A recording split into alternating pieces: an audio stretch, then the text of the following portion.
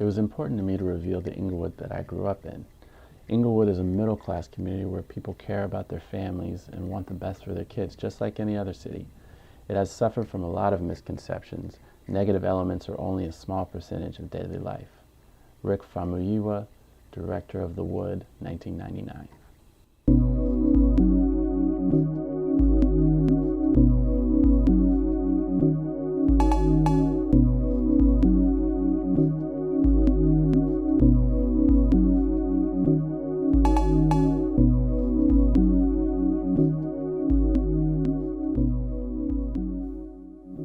Hello, and welcome to Black is Not a Genre, a film podcast where we explore new perspectives on black genre cinema and discuss alternative narratives in genre film through a black lens.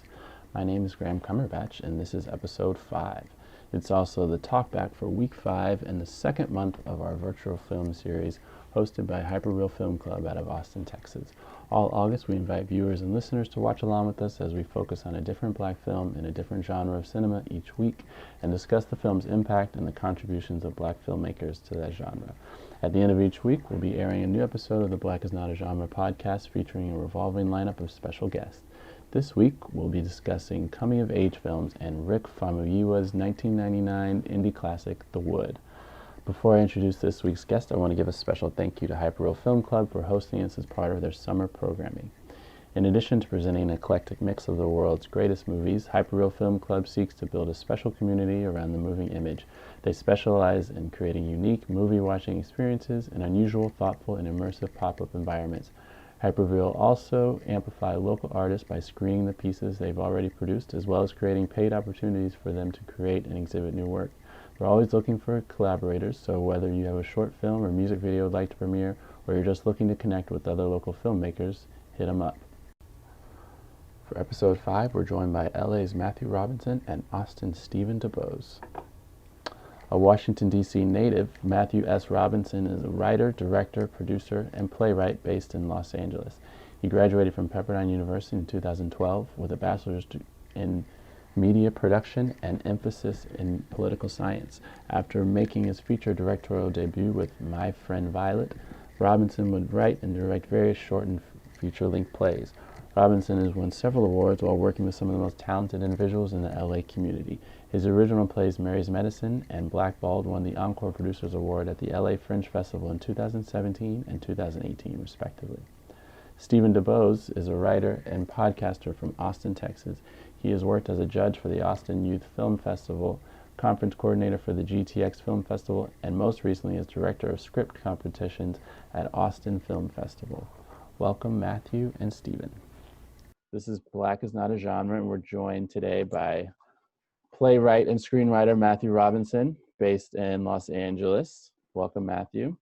Hey, thanks for having me on. He also happens to be my cousin, so, I'm a little biased. And then we're also joined by Austin local Stephen DuBose, screenwriter and scriptwriter, I believe, for Austin Film Fest? Yeah, I was the director of the script competition at the Austin Film Festival. Absolutely. Thank you for coming. Thank you.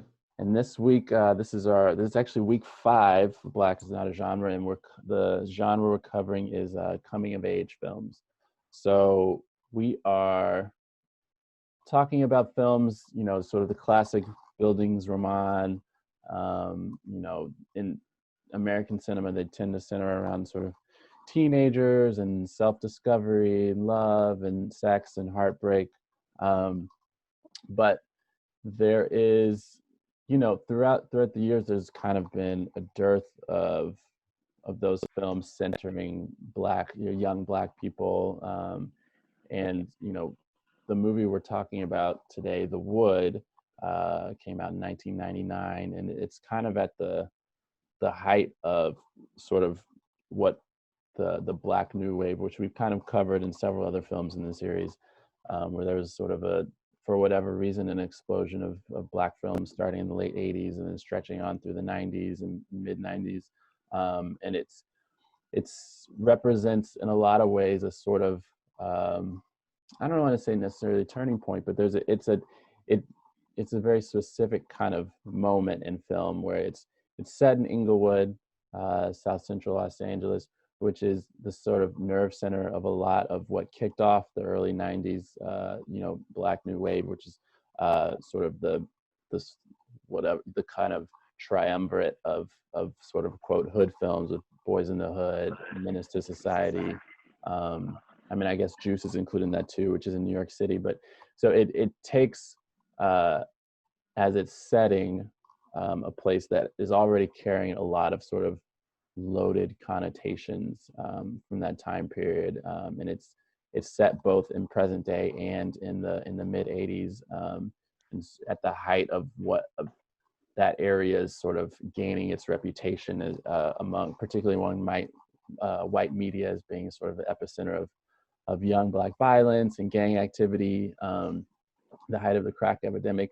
But the director Rick Famuyiwa, I always mispronounce the name, Famuyiwa, Rick Famuyiwa, who's sort of born and raised in Los Angeles.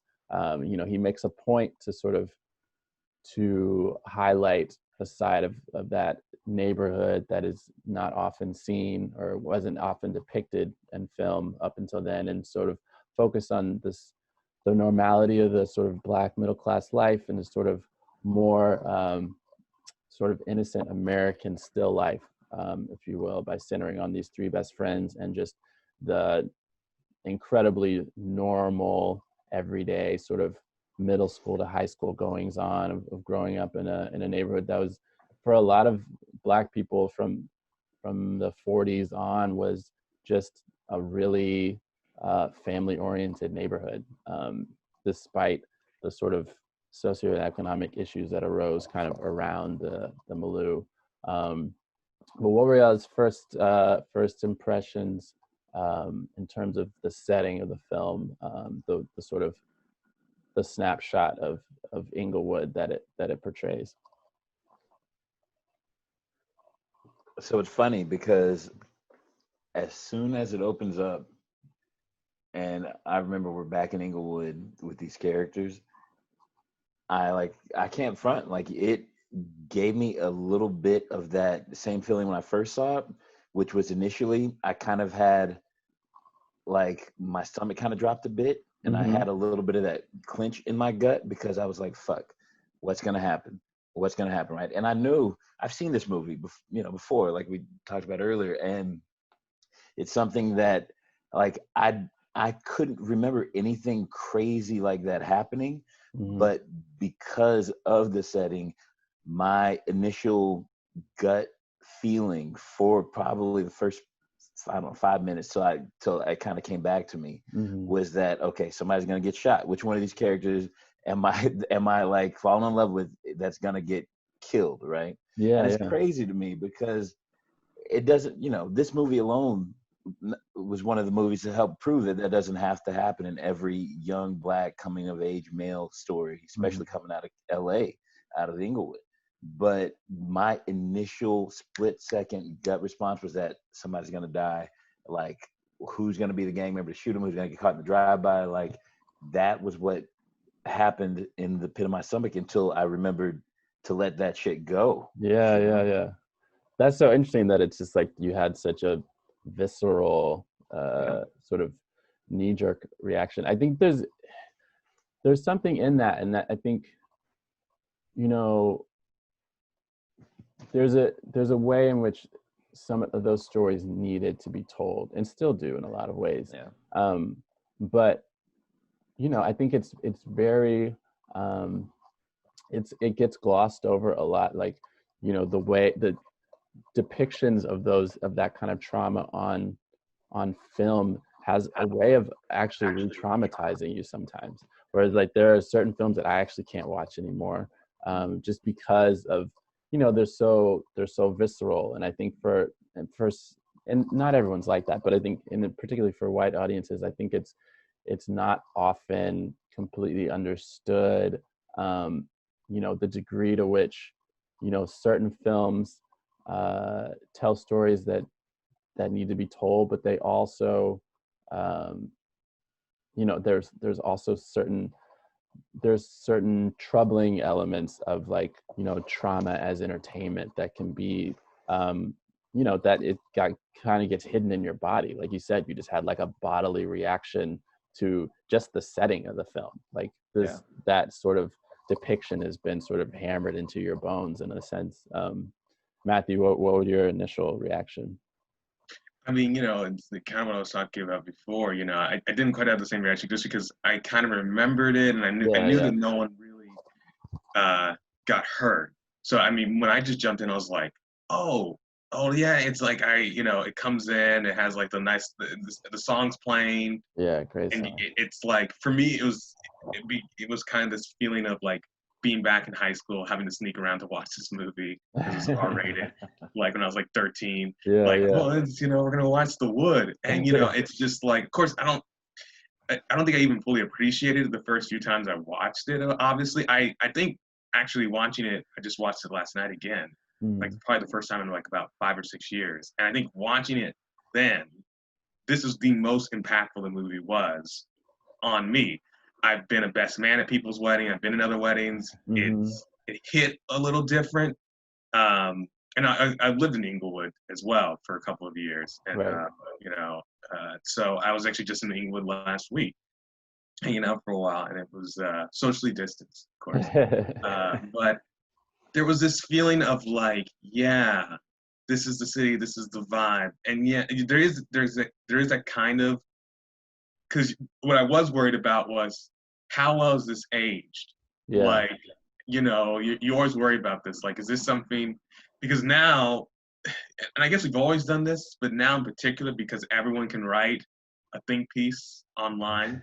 That's true. Every movie now has to be judged by if it's still acceptable in today's standards. I'm like, well, you have to understand, I believe, as someone who creates things, that some movies have to break the glass ceiling for another one, not to get off topic, but it's like, The Wood, watching it again, and my first initial jump in with this was, I remember this movie's a lot about young men wanting to have sex with women.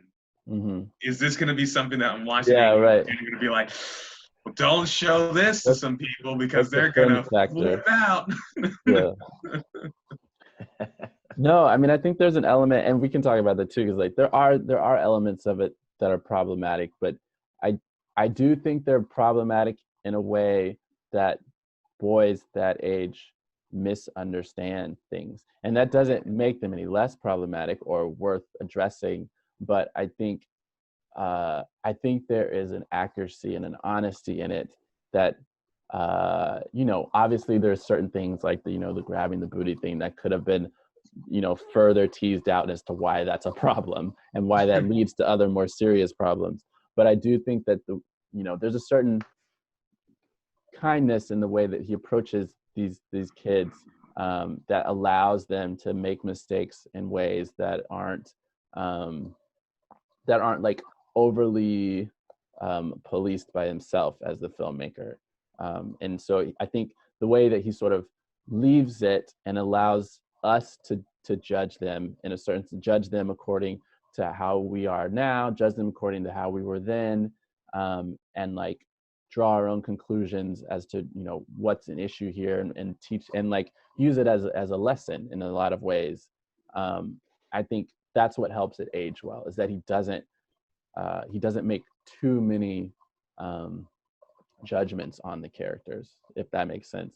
And I think, Matt, it's interesting you're talking about, because you're actually kind of, I mean, I'm a little older than you, and I think Steve and I are a little older than you, and like in a sense we're all part of the same generation, but we're all kind of around the exact right age to kind of revisit it, particularly you, who was like probably like 13 or 14 when it came out. So you were the age that they were, because they started in the flashback there in middle school. So you were in middle school when this came out, and then now rewatching it, you're the age of of their older characters in the present day. So like having been the best man at a wedding, and so it's in a sense you sort of span this sort of the time gap that the film expands, and so there's a certain amount of perspective that's really kind of poetic in the way you're watching this film. But yeah, I mean, to lay out the synopsis, so this is a film about three best friends, Slim, Roland, and Mike. The film starts out in Inglewood, And they have this sort of, fourth wall introduction where, Mike, played by what is his name? Omar Epps, dresses the camera. They're at a wedding. Their friend Roland is supposed to get married, but no one can find him. He's MIA. Slim walks in, and he immediately establishes himself as kind of like, not really the alpha, but just like the loud one who speaks his mind. And so the film starts out in present day, and they have to go find Roland because apparently he's gotten cold feet. They find him. He's drunk at this girl who was like the first girl he slept with house, and they have to get him shaped up, and that's when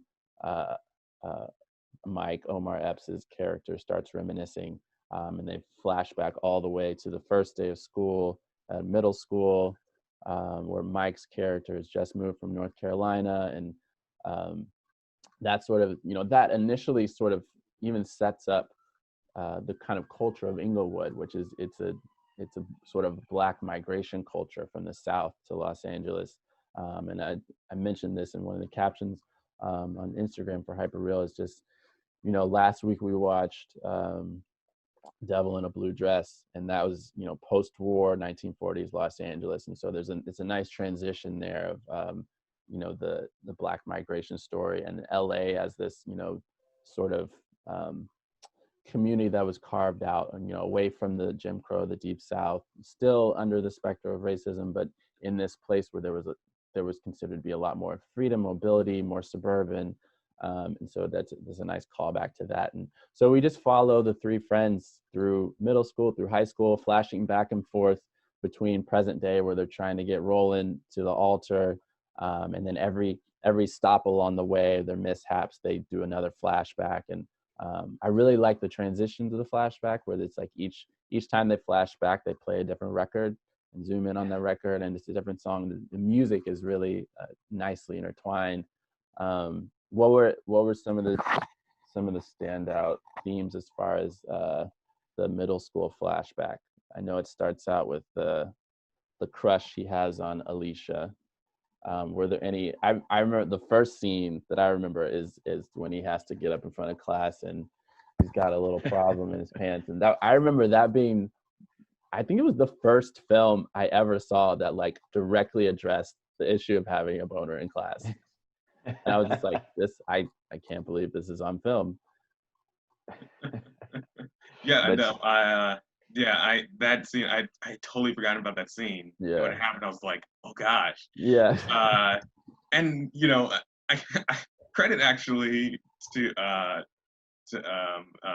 Rick and Todd Boyd, I think co-wrote it. Yeah, Todd Boyd.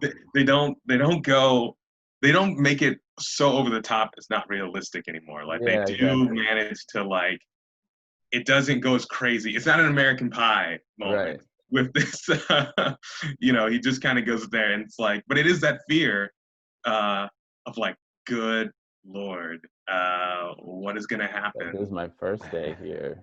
Oh, gosh, I can't even. On their first day, huh.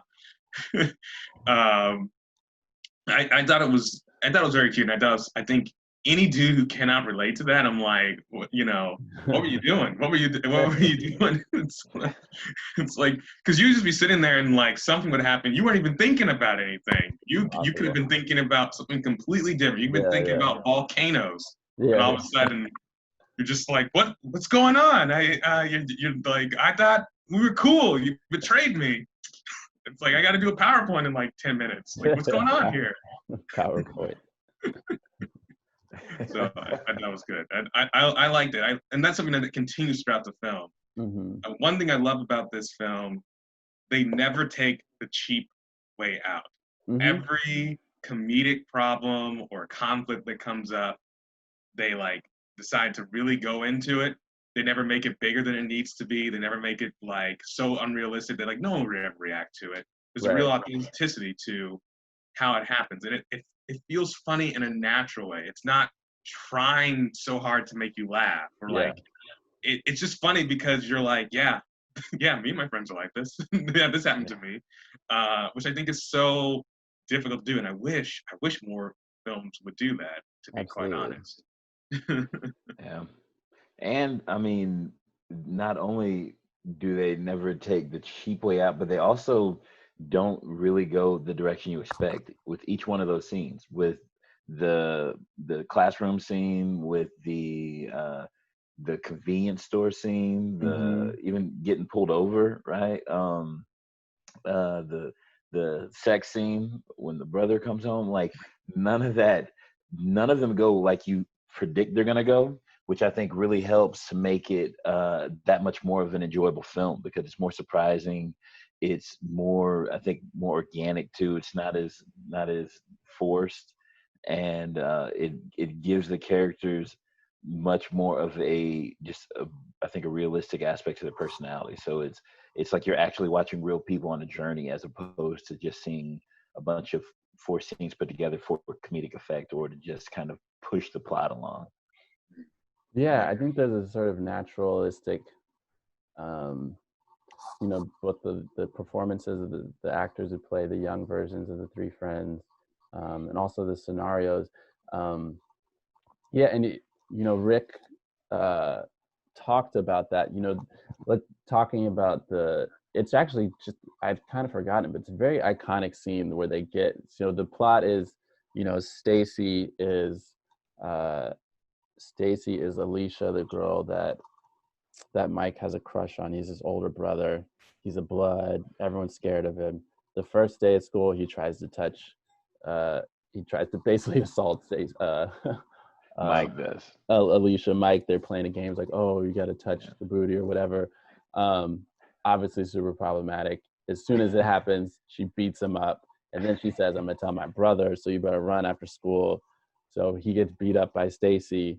Who looks like Eazy-E, by the way. He looks exactly like Eazy-E on purpose. And he talks, and who actually makes a cameo as that same character in Rick Famuyiwa's other movie, Dope. A few years ago. They're headed to the middle school dance. They have to go to the convenience store to get Tic Tacs. There's this whole great scene of the scenario talking about the science of Tic Tacs, which one to choose, which one not, how to get your breath right. Why you don't use gum? No gum. There's reasons for that. And then the liquor or the convenience store gets held up, and they're stuck in there. Turns out Stacy's holding up the convenience store and says, oh, well, these kids, she's like, don't worry about them. They go to my sister's school. He's like, y'all want to ride to the school dance? So they're in the car headed to the school dance with Stacy, this blood. They're smoking weed in the car. And it's one of those scenarios where it completely subverts, like comedically subverts this sort of constant trope that you've seen throughout all of these. He's very aware of the films that we've seen before in these settings, and he's repeating these settings on purpose. And in a way, and I think, one of the ways in which it's so naturalistic is, I was just watching a short interview with Rick that actually happened to him when he was in school. He was in a convenience store, and some dudes held it up, and he was just like, I don't know what to do. And I think that the dude just like asked him if he wanted a soda or something, and eventually they left, and he lucked out, and he was just like, it's just another one of examples where it's just like, that could have been really bad for me, but it didn't. It was just on the cusp, and there's this sort of like close callness that is like, it's played for like genuine laughs and warmth, but you also see the other side of it. There's like how these like three nerds basically who are just on the dance talking about Tic Tacs could have easily just ended up with a record. And so you see this sort of conflict, the slippery slope involved. And then when they get pulled over, the cops, it's significant that they get pulled over by black cops, because there's this, that was always a constant notion in the 90s where I think it was an NWA song where Ice Cube said, it's like, don't let it be a black cop, because they're worse than the white ones, because they're trying to show out for the white ones. And there's that famous scene in Boyz n the Hood where they get pulled over, and it's a black cop who just terrorizes them. And then, of course, they get let go because they get a call on the radio about the robbery that they just committed. So, and it's great. It's a really great scene. I think it's a perfect example of how this movie, and I like that it's not trying too hard to like say, oh, see, gotcha, you didn't know that was gonna happen. It's just, it plays out as just a normal, like, you know, kids getting into trouble, but Yeah. that was a close one type of vibe, and they get to have fun at the dance. So yeah, I mean, I think, are there any other example, or what were y'all's thoughts on that scene with regard to the film, and also just sort of like the genre of film, things that we've seen or haven't seen before?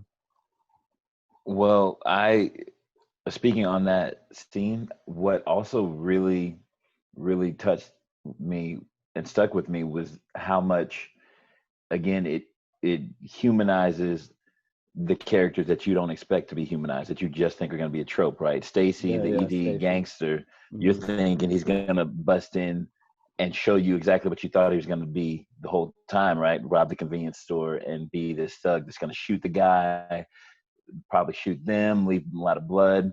And he's like not even threatened by them. He recognizes them. He invites them to, he tells them, he makes them come with him so he can drop them off at prom because he wants them to have a good time. And then they have a whole conversation in the car about how fun school dances were and how he remembers that shit, and how like he wants them to have a good time. And then he pulls him over and coaches him on flirting with his sister and stuff. You're like, whoa. You're like, well, that's a little weird, but yeah, I see your point. Yeah. But you're like, oh, and then, you know, when his partner, you look over and his partner's in tears. Yeah. You're like, oh shit, like these dudes are human too. They're people too. They're not just villains of this movie. Exactly. They're characters with like full depth and emotions. Like they actually care. They're in fear for their lives when they made the convenience store and everybody at the store afraid of their lives, but turn around and now they're in fear for their lives when they get pulled over with these cops, right?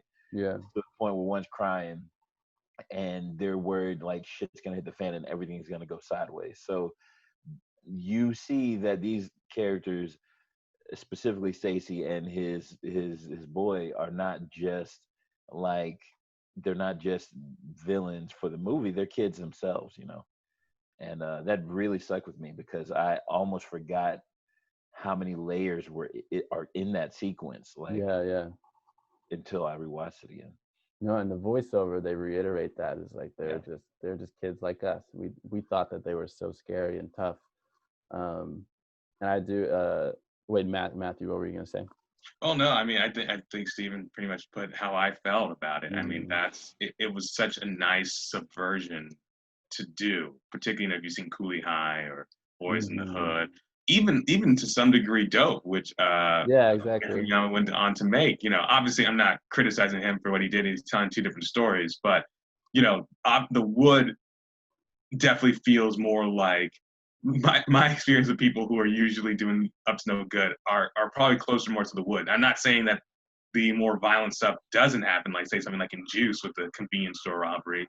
I mean, that stuff does happen, but it is nice and refreshing to see that like most people are like, making terrible decisions, but most of them actually don't want to hurt anyone or actually do anything truly, truly terrible. They're just kind of either acting out or just feel like it makes them tough or something.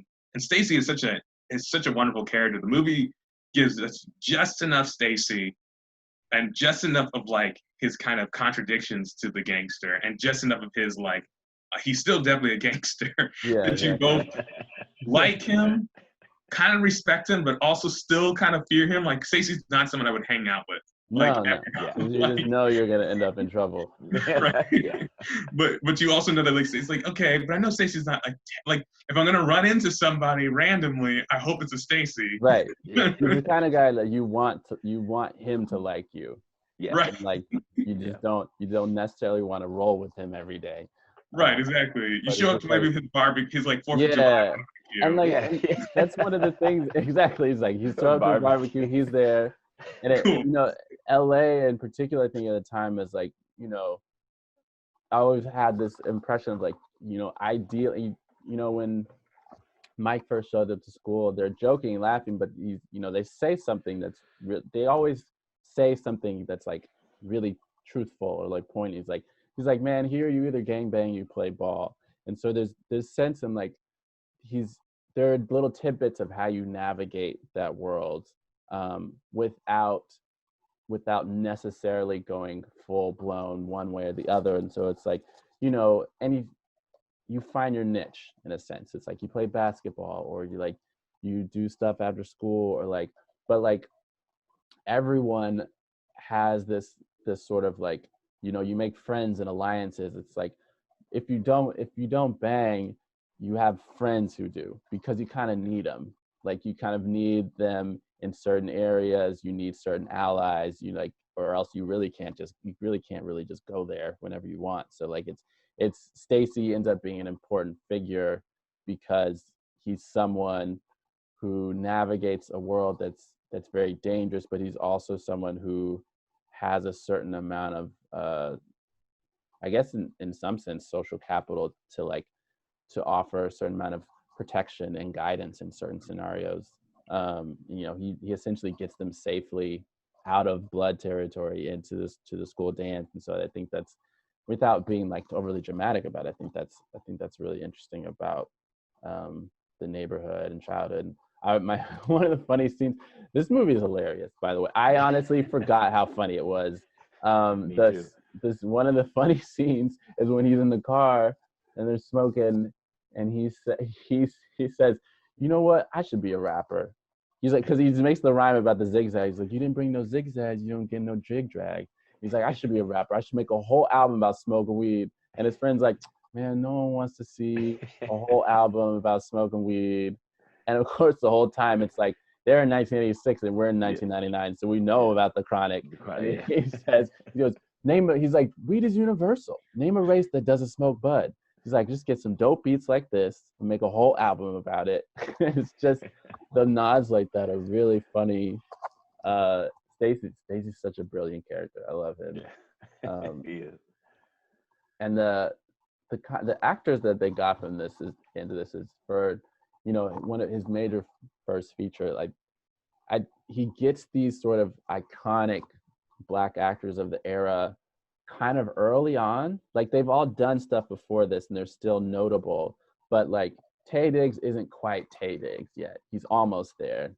Omar Epps has done a few smaller films, I think, at this point, other than Juice. Like he obviously made a name for himself in Juice. And then I forgot his name. Who's the actor who plays Slim? Richard T. Jones. Richard T. Jones, who has done a few things for them, but he hadn't necessarily made a name for himself, but they work really well together. And then all the actresses in the film, Melinda Williams, who's played by Sanaa Lathan later on, who are just like some absurd bookend of like my two biggest crushes from that era. And you know, there's a lot of interesting cameos. Christina Milian plays one of the girls at the school dance. It's just like there's a bunch of people flowing in and out. Don Lewis from A Different World is the dry cleaning woman. So there's a lot of like familiar faces that kind of flow in and out of the film that give it sort of a warmth to it, along with the amazing soundtrack. I mean, I guess in terms of just the coming of age genre, I think there's a lot of work that the film's doing here in terms of taking what in essentially become its own genre or subgenre, regardless of, you know, whether that was intentional or not. And you could argue that it was, you know, it did more damage than good for Black filmmakers moving forward. So like the Hood film, the Hood drama, and, you know, in a sense, it's kind of making a declaration of what's missing from those films, or what genre those films maybe should be in terms of coming of age. Because it's, as much as like Boys in the Hood is kind of a coming of age story, it's dealing more with this sort of skipping of adolescence, like a childhood that these young men never really get to have. And you know, there's been a lot more writing recently about the adultification of Black kids, and so particularly with young Black women, you know, there's the childhood that they don't get to have, not only from environments of violence or poverty in which they're having to take on more parental roles than they should, but also just from sort of white majority media, in terms of you know, headlines where it's just they're the pronouns and the way and the descriptions describe young kids as full-grown men in order to paint a more menacing picture. And so I think there's a sort of reclamation of childhood in a sense that's going on in this film that I think is really valid. And there are some other films sort of leading up to this that is drawing from the heritage. You know, Crooklyn comes to mind. There was, you know, Eve's Bayou came out a few years before this. So there is some momentum in the way that this film hits. Are there any other like coming of age films that y'all thought about when you watched this? Oh, that's a good question. Was I thinking about it? It's so funny because at the time there are a lot, right? But there's still not many of the coming of age films at the time were had a black cast, right? Exactly. Yeah. Or other than just had the one token black guy or girl. There's always one token black guy. Yeah, because this is like the era of the, you know, the sort of beginning of the like resurgence of the teen movie era, and you know, it's really significant that this is one of the earliest films that MTV Films put out, because they you know, their first film I think was like Joe's Apartment, and then they ramped it up immediately. They put out like 4 films in 1999 alone. I think it was this and like 200 Cigarettes and American Pie. There were a couple other ones, but yeah, I mean, I think as far as like this being at the like sort of the burgeoning of like a teen film explosion, this is pretty significant. It is because I remember that was around the same time that like Clueless, Can't Hardly Wait, and all of these films that were like about either rich white kids or suburban white kids, right? Yeah, exactly. I think there was, what's that movie with Natasha Lyonne? Slums of Beverly Hills. Slums, right? Mm-hmm. And that was around the same time too, right? Right. And that was interesting because the perspective was from this poor girl, right? Also takes place in a different version of Los Angeles. Yeah, exactly.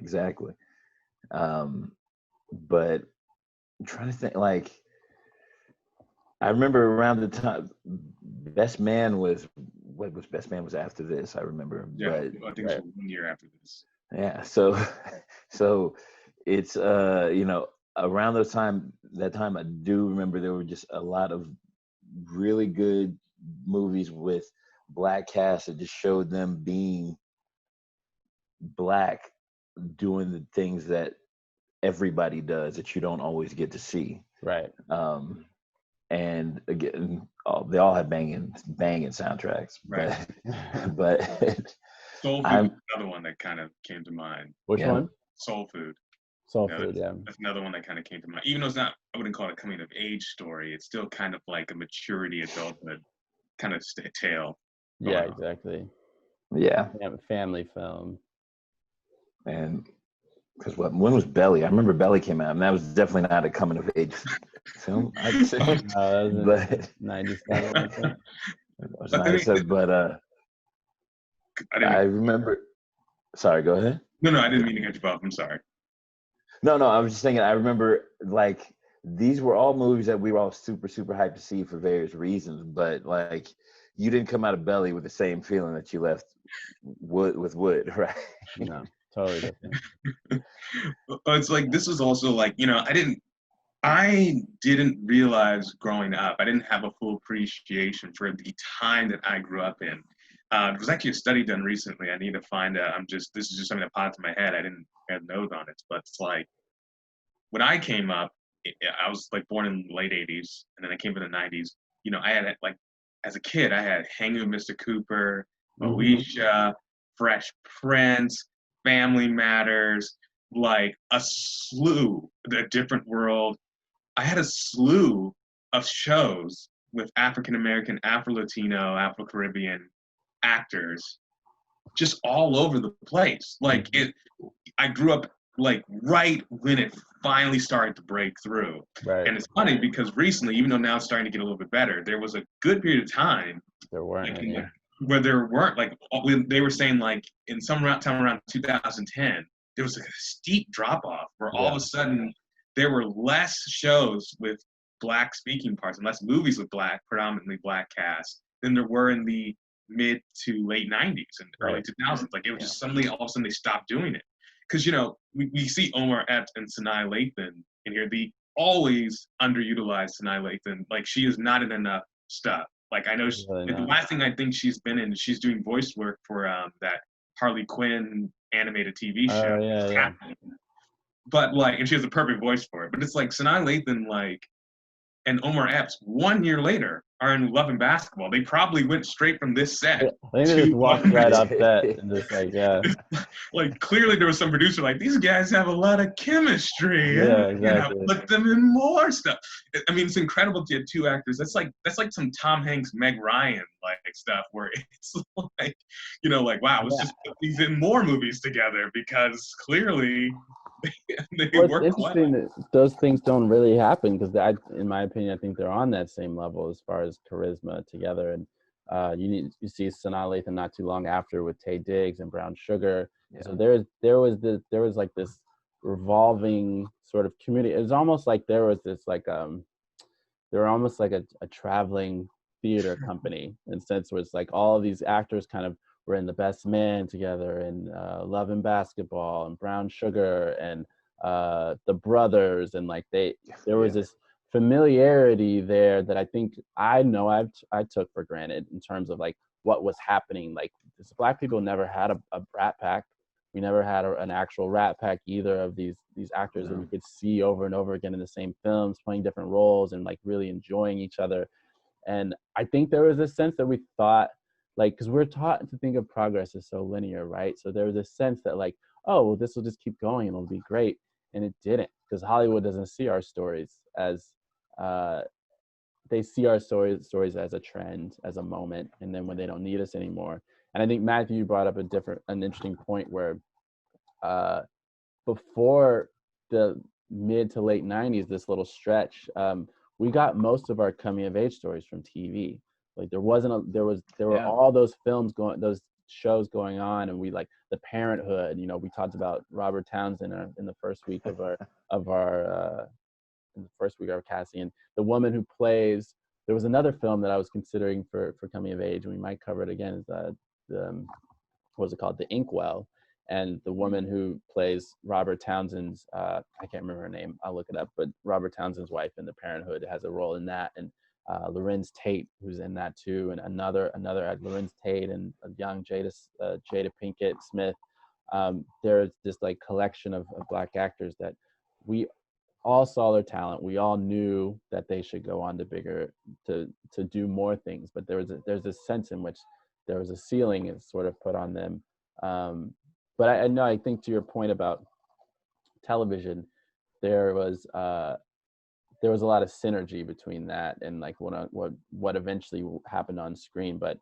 And there's a sense in which, you know, after the drop off from the mid 2000s, our stories actually went back to TV because they weren't getting greenlit on the big screen. So we went back to, I'm gonna blank on all the shows I'm thinking of, but like Girlfriends kind of came out after that. There was this resurgence of like shows on the UPN, Steve Harvey show. So, you know, we kind of, I mean, in a sense, it shows a sort of resilience in terms of our stories. It's like we'll all right, you're not greenlighting films, we'll go back to TV. We'll find different ways of getting our stories out no matter what.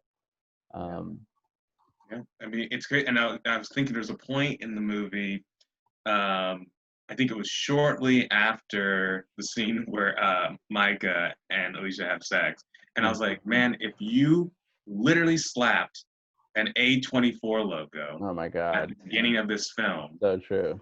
This film would be heralded today as like, this needs to be in the Criterion, this needs to be blah, blah. Like, that's all you would need to do. You change nothing else. No, it's true. The film.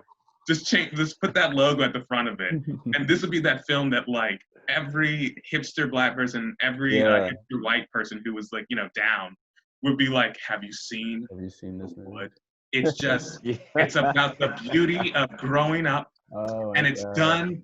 We let the scenes breathe. We stay with the characters, which I do appreciate in the way. But like, it's not that quick cut that's become so prominent in film now, and TV even. TV used to be where you get a lot of long conversations. Now even TV, they want to move to the next scene as quickly as possible. Yeah. And as someone who writes plays a lot, as well as like TV film, it's like, it's one of my favorite things about plays is that I can stay in this issue and this scene with these characters for a while and really get to see how they respond to like the awkwardness and like the moment to moment of like this situation. And it was honestly, I've forgotten how long the scene is where he's having sex. You expect it to get out soon, but no, they stay with it, and it makes it so much more sweet. And it doesn't feel sleazy ever or dirty. We were talking about like earlier about like, is it going to be problematic? I mean, yes, you could make an argument that some of these are problematic, but like you said, it's presented in a way that they are kids and they are wrong for thinking this way. Exactly. Yeah. And all the female characters that have any significant screen time have their own autonomy and have their own thoughts and they're very straightforward with the guys. Like, I don't want sex with you, and the guys are like, okay, well, on to the next one. That could be problematic, but at least, they understand, like, she doesn't have sex with me. I guess that's the end of this pursuit. Yeah. And I just love that scene between them. It's a really great scene. But, again, it's one of those things that, like, if you just slap some sort of, like, Criterion or A24 logo on it, all of a sudden everything about it would be recontextualized for people. Yeah. Because you don't see that in movies. And one of my consistent criticisms with both Black cinema and Black TV is the sex obsession with a lot of the movies and storylines, where it's like the greatest thing that basically can happen between two Black people is sex. And, I like that this scene was more about the love between them. Yes, physically there's sex going on, but it's really about these two people who trust each other so much that they are having this conversation.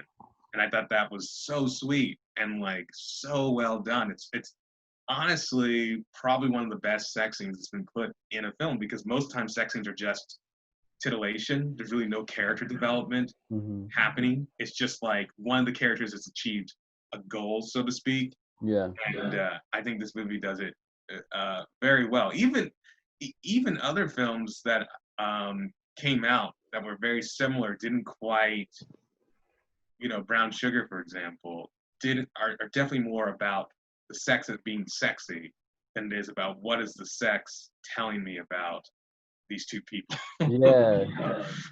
No, they play it, and I think what's unique about that scene too is it's essentially, it's all in real time.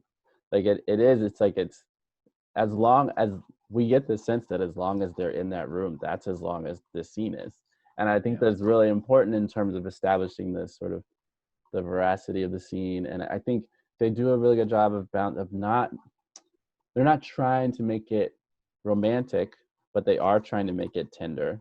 And they're not playing it for huge, absurd laughs the way they are in American Pie, which I think there's a sense in American Pie where I understand the absurdness of it. It's very like Animal House, but we've also realized that like there's massive problems with the humor involved in those Animal House type movies, in terms of particularly in terms of the complete lack of agency of women, and the way it essentially promotes sexual assault, but also in this sense where American Pie, it makes, and I've always felt that in a lot of ways it makes, instead of allowing everyone to sort of laugh at how awkward we all were in this age, in a sense it makes the teenagers the butt of the joke, I think, too often.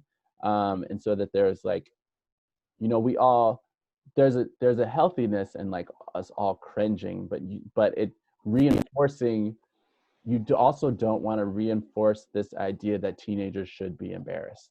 And I think what the Wood does, particularly in that scene, is it allows them to be awkward, for us to cringe and feel uncomfortable, but for ultimately no one is on unequal footing. No one is allowing each other to be embarrassed. So it's a very safe room. And even with the sort of like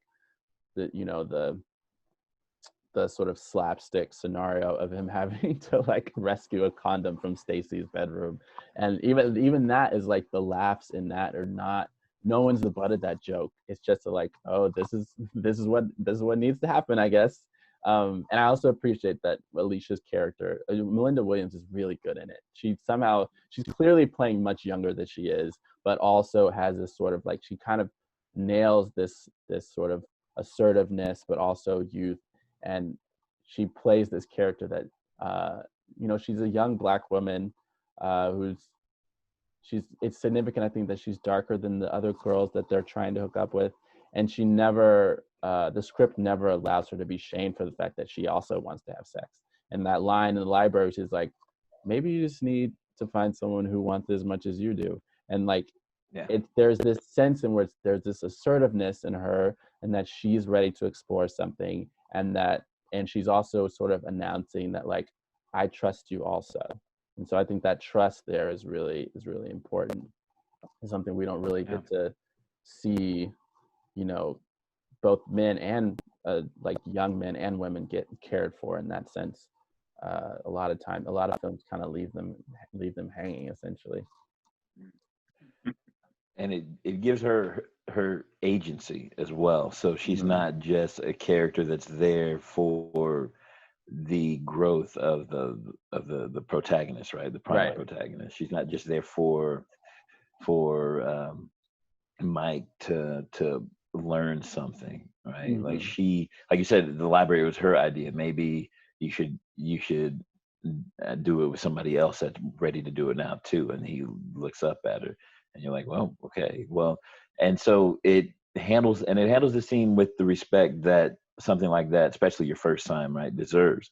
And I think that it gives it, they veer into the comedy with it, but then they come back around to the reality of it, right? He's like a 2-minute man because it's his first time, and she's like, is that it? He's like, and he's very satisfied, right? He's like, yeah, that's like, it. Okay. Yeah. Now you see the look in her face of kind of like disappointment and then kind of acceptance, and like, but then they go on to talking about themselves and their relationship going forward, and what to do. It doesn't, like Matt was saying, it doesn't just cut. Like, they let you linger in that moment so you can see what that discussion is like afterwards, and you can see what else actually happens, right? It's not like he's just picking up his pants and like deucing out and going on to meet his boys and like say, hey, I won the bet. Like, it even shows you that the bet doesn't even matter to him because it's so much bigger than that for him, especially his relationship with her. So I really like the way they handled that scene, and it really does feel like it's all in real time. Even given how short the sex is and how long like with the interruptions and everything else, like, you really get to stay with them and see how that experience is and what their real feelings are towards it and each other too. Right. No, I think that's really important in terms of, the actor, Sean Nelson, who plays Mike, who he kind of had a breakout role a few years earlier before that film in Fresh. And so he has a really important quality. I actually think those flashback scenes, which are essentially the main focus of the film, is like, they really depend on him to do a lot of the heavy lifting in terms of, and his performance is really subtle in that he has this way of speaking that's both professional, like he's acting, like you can tell he's performing a craft, but he has this very natural sort of way of projecting awkwardness, even like the way he speaks, the way you can't really figure out his accent, because he kind of can't really figure out his accent. Like, he's this kid from the South, you can tell he's moved around a lot. He says some things in a way that he can't really help, but he's also trying to fit in. Also, the LA accent is impossible to mimic. Like, it's there. Like, people from LA and Inglewood, and Matt, you can attest this too, they speak a specific way, but try to do an impression of them, you sound like an idiot. So there's this way in which he's always talking, and like he just has this sort of this like permanent goofy smile that communicates so many different things. There's so many of his best lines aren't lines. They're just like awkward looks, or the moment he realizes that there's a certain subtext to what Alicia's saying in the library, or the moment he realizes, like, actually he does really like her, even though he's really terrified of what of what kind of answer he should give Stacy. So and I think that scene afterwards where he's kind of the first person to speak, and he goes, well, what's next? And like, that's something that really doesn't get said even in adult films after love scenes. It's like, well, what do we do tomorrow? Because it's, as a kid, it's like things happen outside of school, and and like before you know it, the first thing was like, well, what happens when I go to school tomorrow? And like, that's really, it's like, how do I get through the next day? How do I present myself? How do I, like, what does this mean for us?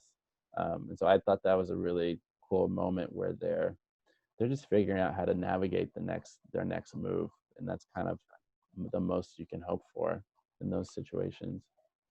I want to talk a little bit about just Inglewood in general. I think, there's a 1999, it sort of in some ways represents a shift from Black films from, this, sort of CNN of the hood version of film that really helped a lot of Black filmmakers get on the map. And they're important stories, and they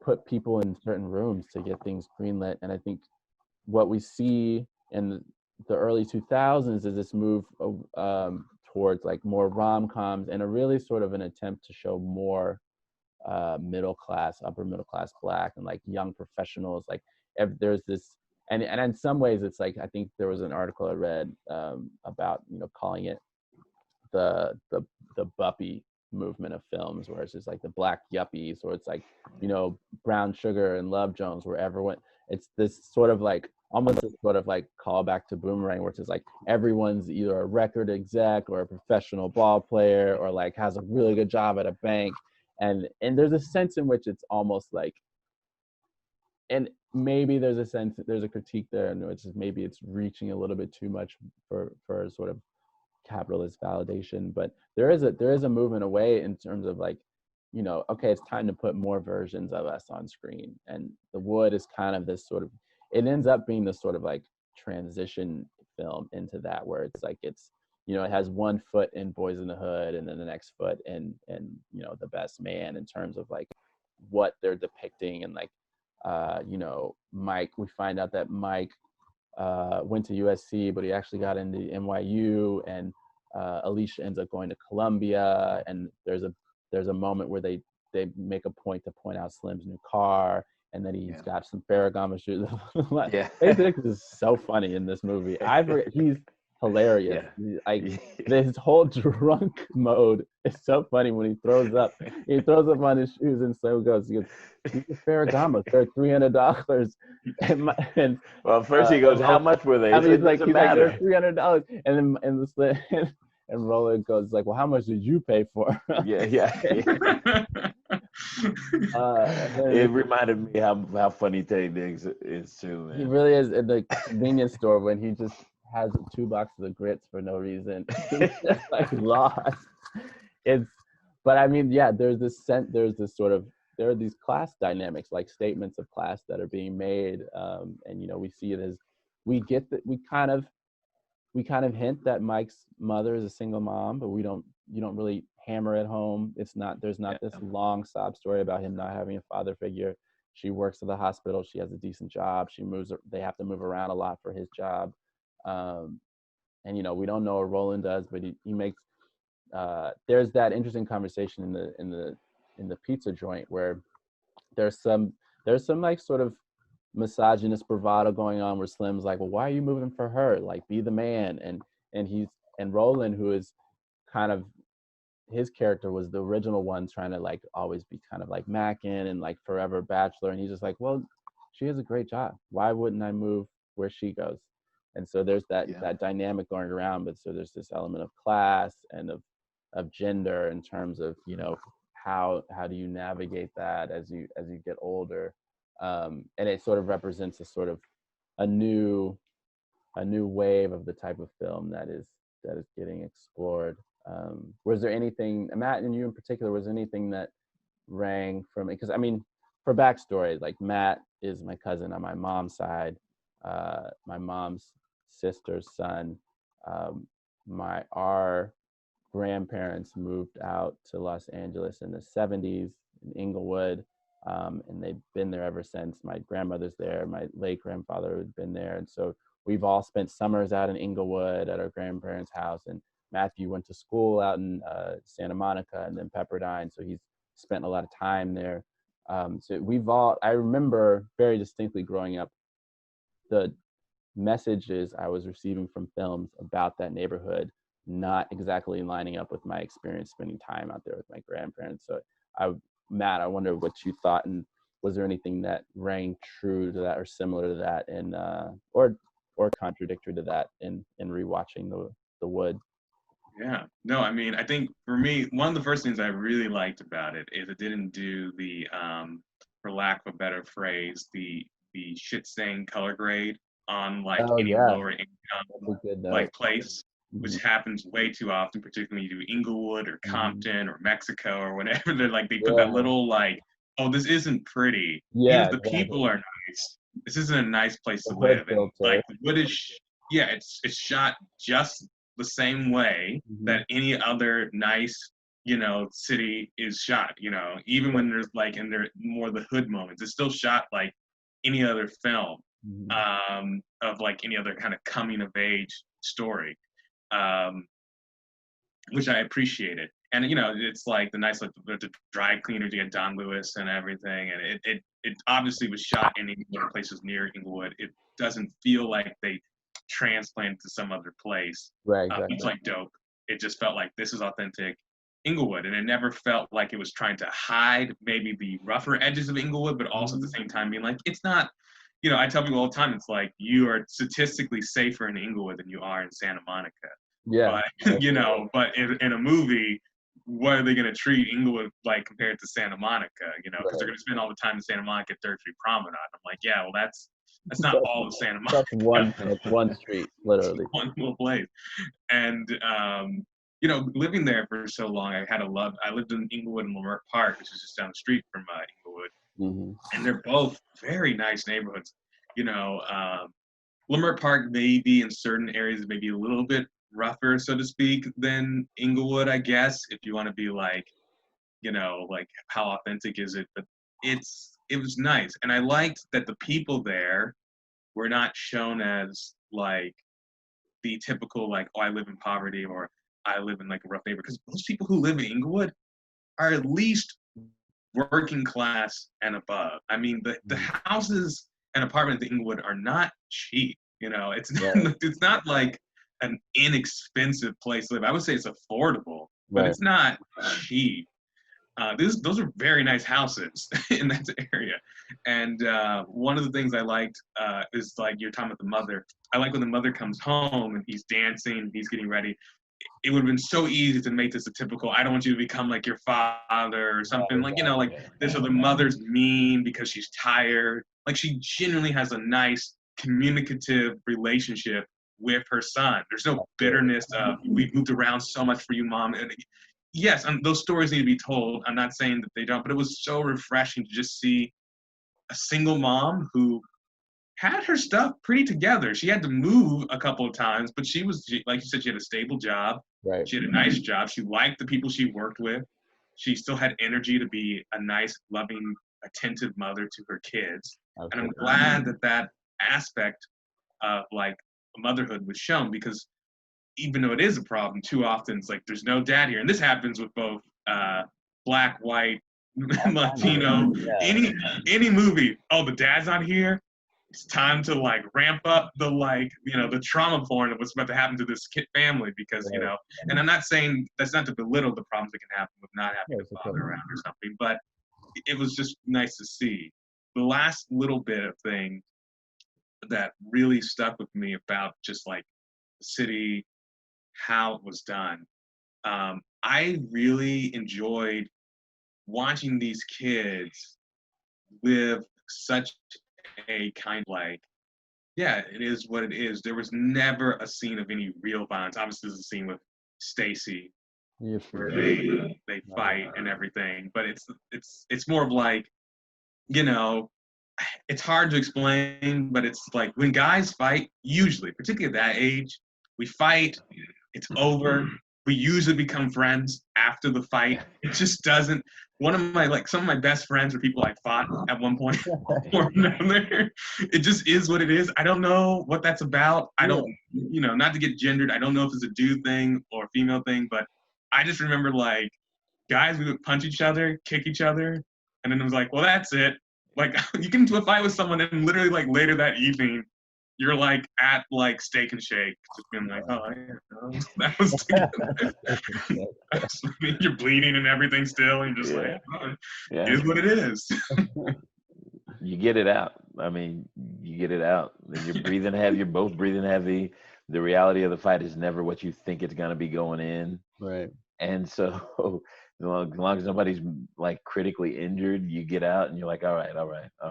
There's kind of that mutual respect of like, all right, you gave me more of a fight than I thought you would, and vice versa. So I guess we're cool. Like there's like the malice is gone because you fought it out of yourself. It's interesting. It's definitely something that happens at that age with young boys frequently, and it's just like, I mean, what the fuck are we gonna do? Let's go to Steak and Shake, man. I'm tired. No, I think it's funny because like there's a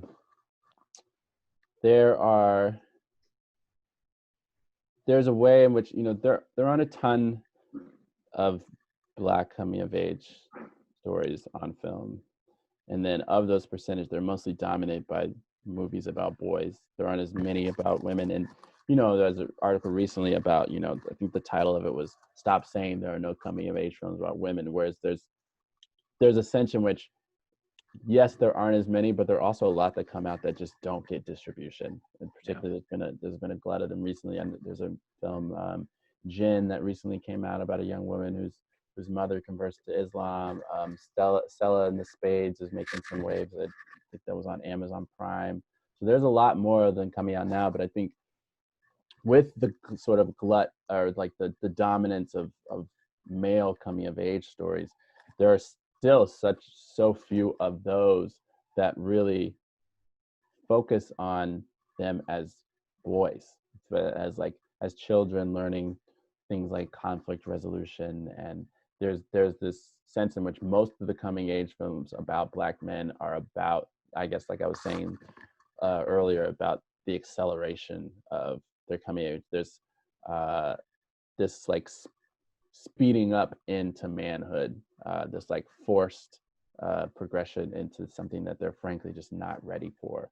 And so I think the pace of this film, I think, was really gratifying in terms of, they're allowed to slowly progress into the men that they become in the beginning and the end of the film, which I thought was, and Matt is a good note about the way the film is shot.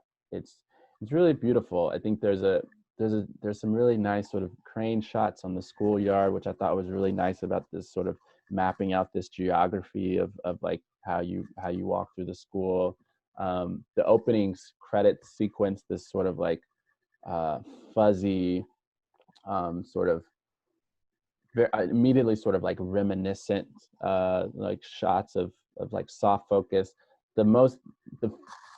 It's funny to me, the first immediate clue of that it's about Inglewood is the plane flying over the opening credits, because like people don't realize, if they're not from there, spend time there, but it's right by the airport and you hear planes flying overhead all the time. So like to me that was the first clue that like, oh, this dude knows what Inglewood is like and what it is and like how to evoke that feeling, because there's something like so comforting about it. It's like, I hate airports, but I love finally landing in LAX and knowing that it's only 10 minutes to get to my grandmother's house.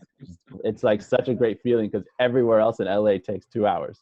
But it's just like being so close to the airport was brilliant. And it comes with its own sort of issues, because it's, there's a, Inglewood has always been sort of like a battleground in terms of like, it was from the 40s to the 60s, Inglewood was one of the last bastions of like wealthy white neighborhoods. They were the white flight kind of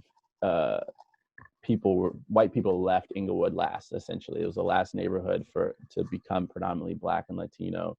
And so in a sense, it was, one of the reasons why it doesn't look like most of the Hollywood depictions of South Central is because it's simply not like a lot of those places. It's not like Compton. It's not like Crenshaw. It has a certain, it has a different aesthetic as far as the homes. There were more Black middle class who moved into it because it was one of the last places that stayed expensive. And then now it's going through obviously the inevitable reverse of that, was like I don't know what the return, the white return after white flight, where it's getting gentrified again. We talked about it with our family there too, where it's, it's getting reinvested into the property is rising. It's the same thing that happens everywhere. But there is an element of that makes this even more, it's like when this movie came out in 1999, it was a nice sort of reminiscent snapshot of what it was like in the 80s. But there's a sense in which the present day in this movie, 1999, is now a snapshot of an era that also doesn't exist anymore because of the gentrification of it. So I think there's a way in which this film is a really important artifact of that neighborhood and that culture. But were there any other notes about the craft of the film? I know Todd Boyd was actually Rick's professor at USC, and then he did a short film.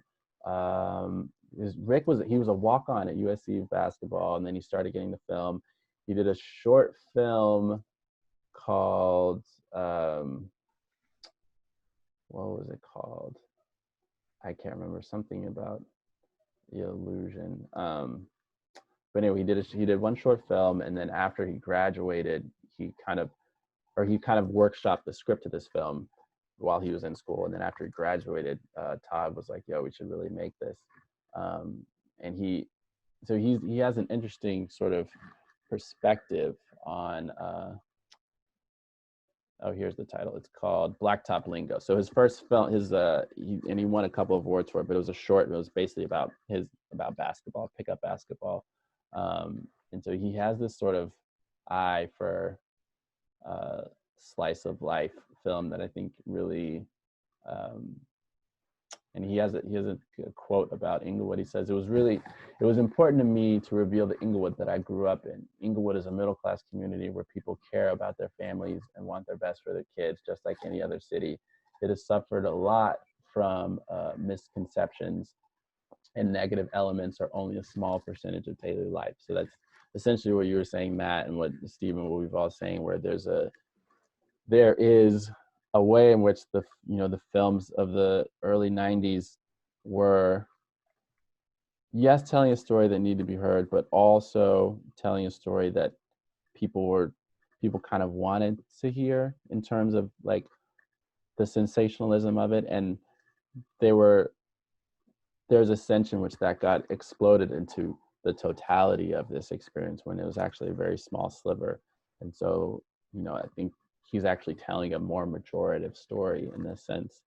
But yeah, I mean, we talked about I'm trying to see who did this, who shot it, who did the cinema. Stevenson, who also shot Scary Movie 2, Dope, and one other film that's like really a standout. You're like, what? This guy did some different movies.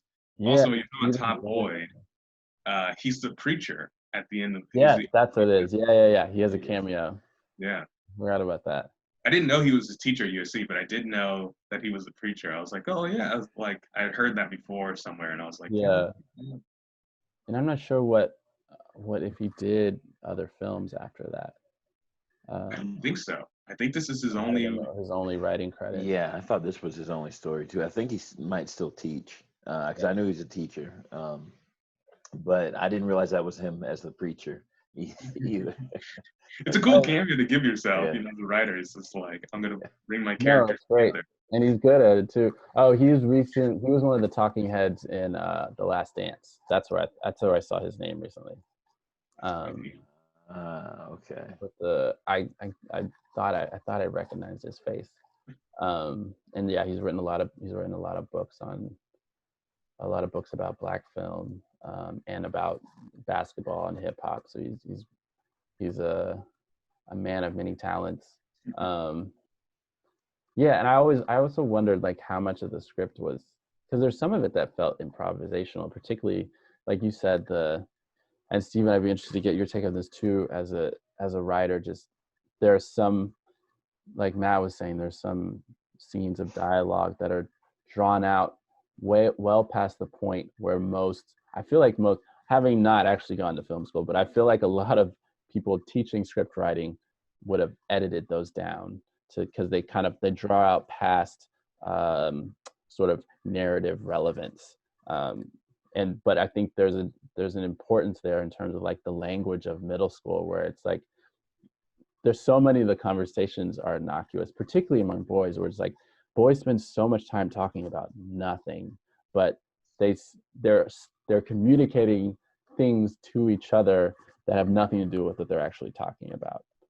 And there's a certain awkwardness in watching those things, because it's like, what are they actually talking about? And the answer is kind of nothing, but also a lot of things, in terms of like what their expectations are of each other. I read an article a while back about, that there's not a lot of sociological study on the way boys socialize and the way they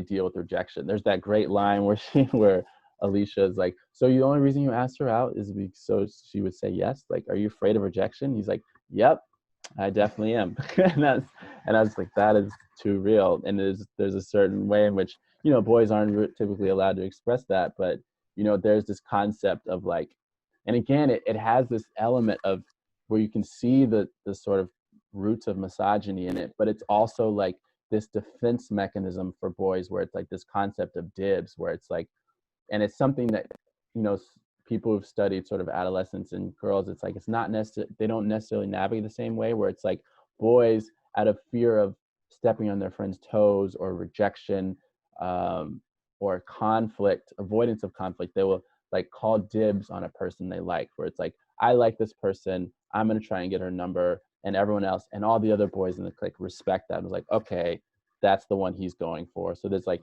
when they're trying to get numbers, it's like, they don't say it, but like the understood rule is like, you can't get the same number as somebody else. Like, it all has to be different numbers. And there's this sense in which it all, like, the roots of it are from this idea of women as property, which is a problem, but it's also this defense mechanism for boys in order to like protect themselves and avoid conflict.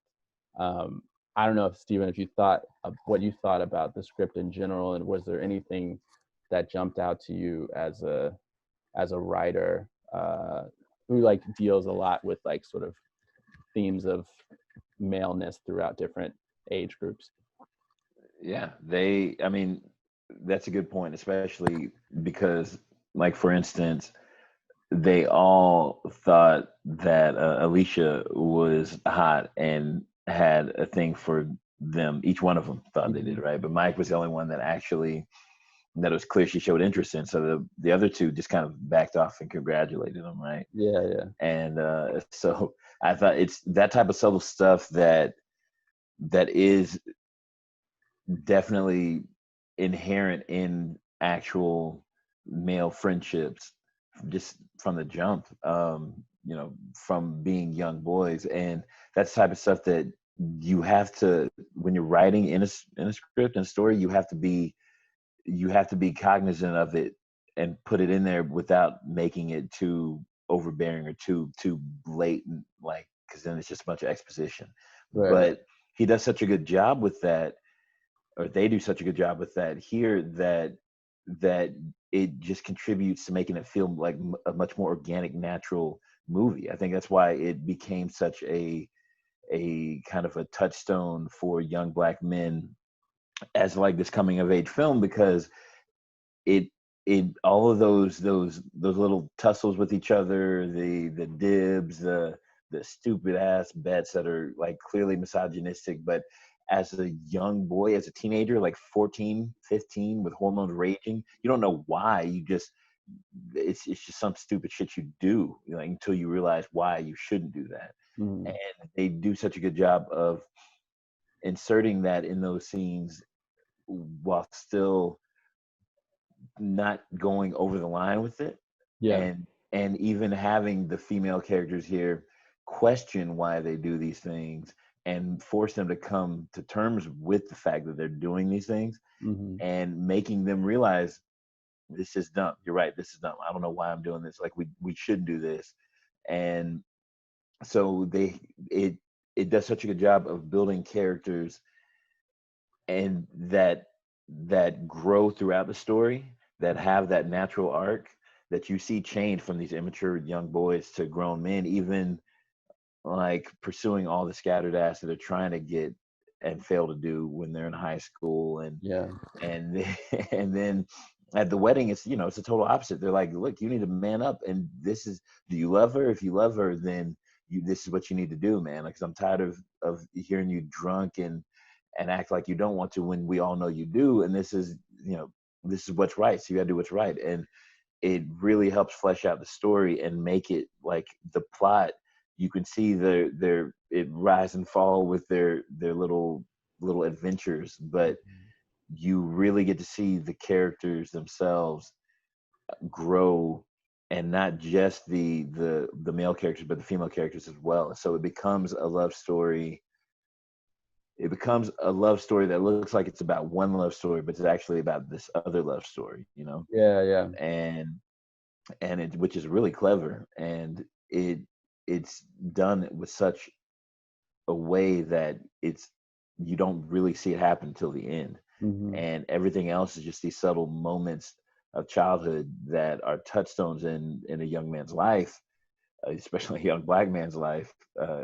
But they also are given the space they need to breathe and make mistakes, and then learn from the mistakes, and then move on to make the next mistake, and then learn from those, which is what, you know, what makes that character grow. I mean, I think they just did a really good job with it, and they do it in a way that's funny as hell the whole time. Like, you know, like you said, the convenience store scene and the whole Tic Tac thing, which keeps coming up in the movie at every age in their life. You know, the pizza parlor, you know, where spin the pizza. Kids, spinning the pizza. Like, why the hell are they spinning pizzas? But you see this whole little game they have with each other, and they get older, and they're like, why are we even playing this game? You know? But they're still back at that same pizza parlor as adults, and they still, but they can look back on all those times in their lives and realize, oh, like you wanted to leave, you were ready to do this and that. And it also, to kind of touch back on what you said earlier, that pizza parlor scene kind of reminds me of that.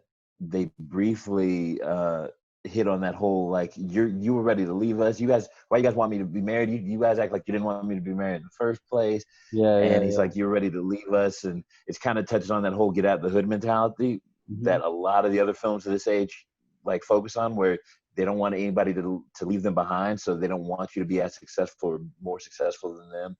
Everybody's got to stay there, like in the pit together, the kind of crabs in the barrel mentality. Right. But they immediately kind of follow up on that, and he's like, Slim is like, no, I went off. Or Roland's like, you went off the basketball. Nobody said anything. Slim's like, yeah, I did, but I came back, and you know, the only reason like we were capable for you to stay was because you were, you know, she's gonna take you out like with her. Why can't she stay here with you? He's like, I love her. So like, it answers that, it questions it, but then it answers it the same scene by saying like, look, this is what you do for love. I love her. We're going to go on and do this because she makes me happy. This is what's going to make us happy. If she makes you happy, then get married to her, you know? Like, I think that reflects a transition into the more mature, young, urban Black films that we were talking about earlier that go on to come after this movie, like The Best Man and Brown Sugar and those other, and even Dope too, you know, like, just the coming of age and saying it's okay to be able, you know, it's okay to leave this life behind because we know you're moving on to the next chapter of your life, which is going to be better too. No, I think you're right. I think it does a good job of allowing the characters to make mistakes that aren't tragic. And, you know, like you said, I think that's really well put, where it's a film about boys trying to figure out what love is with the opposite sex, but it's actually a love story about three best friends who are just like, how do we figure out how to keep our friendship together, and how do we have this sort of keep this loving bond, you know, without ruining it, without letting other things get in the way. And you know, I think it's such a great, I think the the jumping off point is so cool in the sense it's the reason they flash back to childhood is because Roland's having this moment of doubt in which his instinct is to revert to his childhood self. And so there's this way in which that it's very seamless in the way we go back. And so we have to revisit all of these checkpoints, both literally back in time and then also figuratively in terms of going back to the pizza parlor. So they revisit the convenience store and all these landmarks of their childhood to sort of figure out what things they need to leave behind and what things are okay to take with them, which I think is really a really cool element in the film. And it's interesting because I read that Ebert article the other day myself, and that was one of the things that they faulted the movie for because they thought it should have just stayed in the 80s. Yeah, he did say but I disagree because I think I agree, a lot of films flashbacks do not work. They don't really serve the story. But because this is a story about kids coming of age, they could have just done it from the beginning with no flashbacks needed and then seen them as adults. But I think in this case, seeing them as adults and then flashing back to why the adults are in this situation in the first place, like to their personalities, I think that's what helps frame the growth and change that occurs and that has to occur as the young Black man in this time period, in this part of the world. And we see, especially with their family and everybody else around, which is that pressure for marriage that you're going to get in every culture. But I think showing them as adults and how angry people are with them, with Roland specifically acting a fool, like trying to revert back to childhood, like you said, and then showing them in childhood and seeing their growth arc and how they got this far and why everybody's getting pissed at him for trying to regress. I think that's what helps make the film what it is. Absolutely. Everyone's rooting for them to grow up, which I think there's a communal aspect of it, which I think is really cool. There's a lot in that in terms of just the typical tenets of the genre. Even her father holding Taye Diggs by the neck at the door. He's like holding him up by the neck the whole time. Like just gets put through it. This whole film is so great. He's just like his whole character, because Taye Diggs is like, he's sexy Taye Diggs, but it's funny. Like you see, one of the things I always like about his performance is that like he is constantly being humbled throughout all these films. It's the more Chestnut beats the crap out of him and the best man, and like he's always like messing him. He's just like, all right, I guess I'll just have to take it. And he's this sort of like handsome dreamboat guy who is always being pushed around because he's just like characters are always so they just do dumb things, dumb shit. But it like you said, it keeps him humbled every time, which is great. And this one especially. I agree with you on that.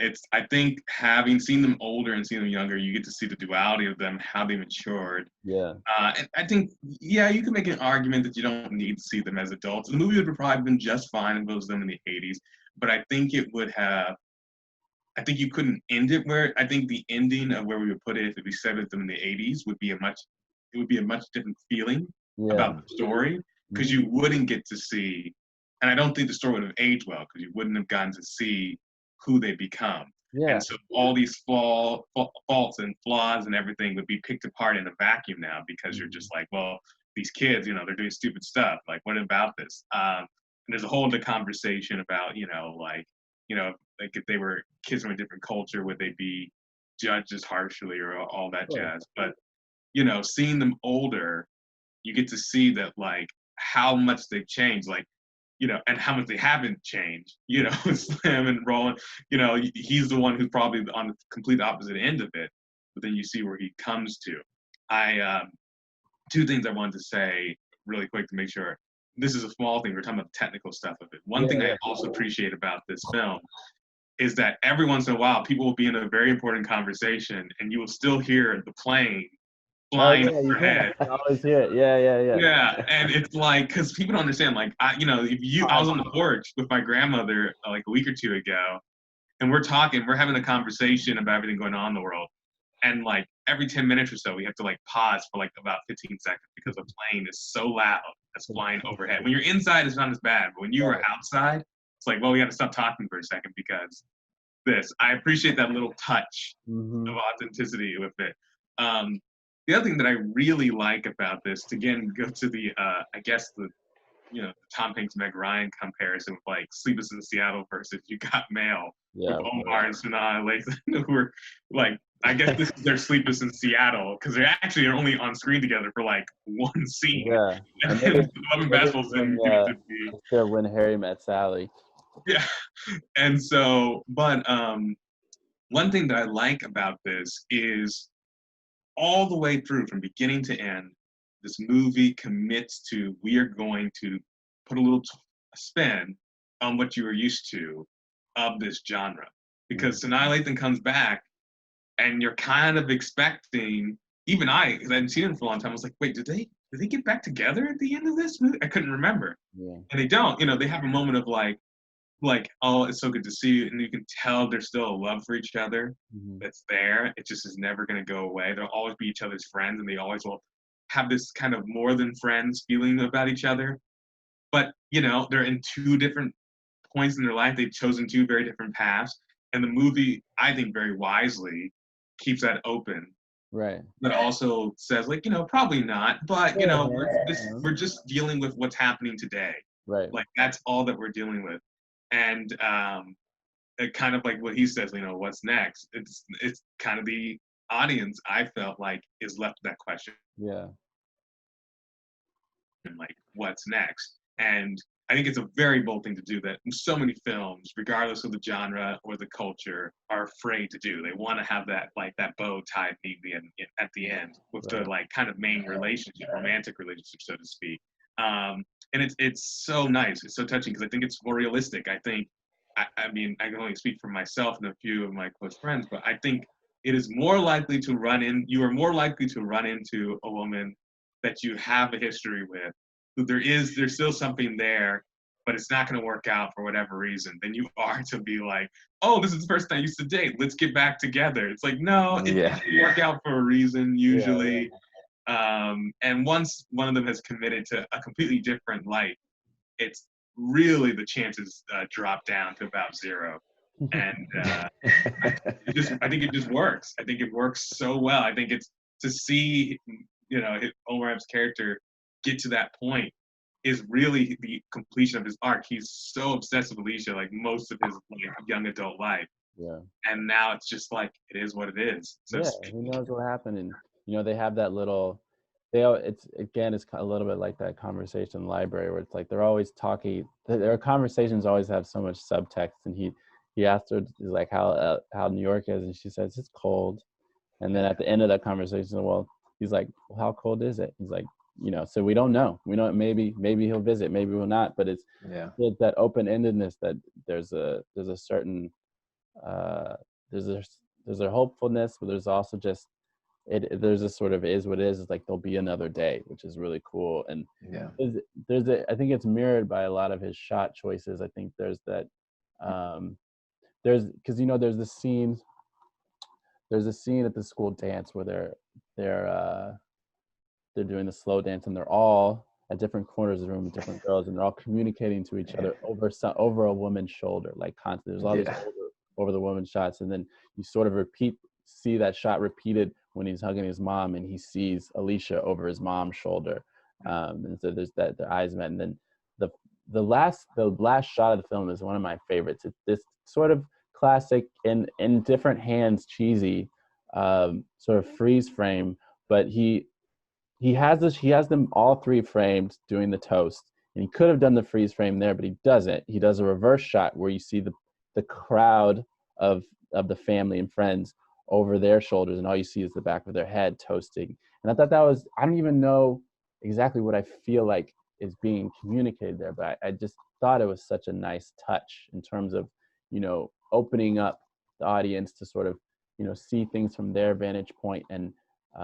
as opposed to just a shot of these three best friends, it's actually a shot of these three best friends looking out at this community of people who care about them and who like, it's not, you get the sense where yes, it is them, but it's not them against the world. It's them with all these other people around them. And you know, throughout the film, they're helped out by different people in their community, from like Stacy to like his Tay Diggs, or Roland's ex-girlfriend, who ends up being, what's her name, Tamala Jones, who's a really great actress, and ends up just being really cool. Like he's a dick to her, and she's just like, listen, I get it.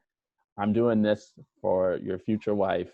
And like, you know, there's this whole sort of take a village mentality when all three of the mothers show up and confront them when they get back. Thelma, I can't remember her last name, but from Family Matters, Aunt Rachel from Family Matters, and there is this sort of like village mentality, and like, you know, she has all the, when Lisa, who's also played by Lisa, what is her last name? Lisa Ray, the bride, who has all her bridesgrooms around him, and she's really good in it too. Her first line, she's like, "You must think I'm stupid like some of these Thelma and Louise bitches." I'm just like, that seems like her.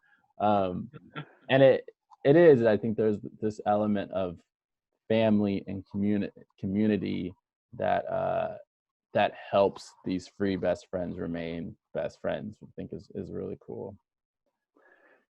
I think that's exactly what that scene shows, and it kind of made me feel the same way too. It's the community. You're seeing them as brothers on stage, but then you see the community that helped them grow and supports them, you know, in the first place. And I love that. Cool.